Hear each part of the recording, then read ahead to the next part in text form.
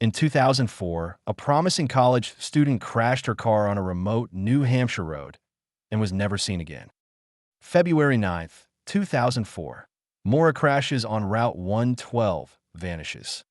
It was a bitter winter night on Route 112, feet of snow, a single black car lodged in a bank, engines still humming into the cold.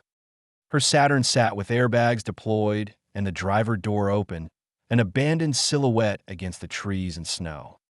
Car left running, personal items scattered, no body.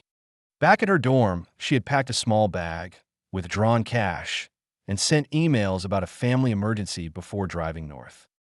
Records show a final ATM withdrawal late that night, a small sum in cash that would become her last known transaction. Last seen withdrawing cash and sending emails saying family emergency. A passing motorist later reported a damaged car and a woman speaking to someone at the roadside. A brief exchange and then nothing.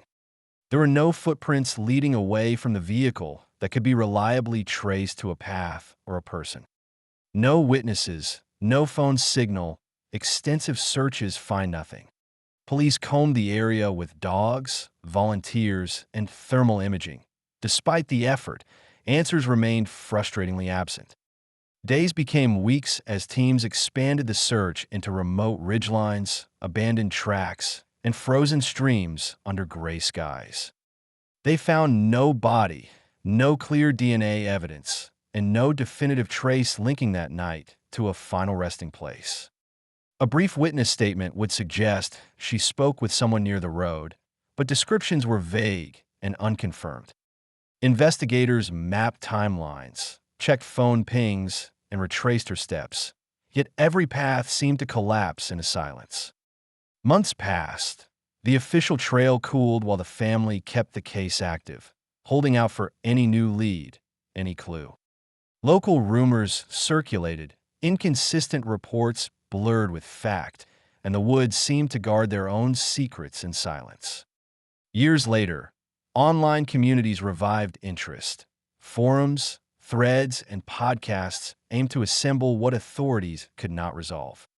Screenshots of maps, ATM timestamps, and grainy images spread across Reddit and message boards, crowdsourcing a cold case into new life. Theories: hit-and-run cover-up, ran into woods, foul play, suicide. Some argued another vehicle struck her and was removed to hide evidence.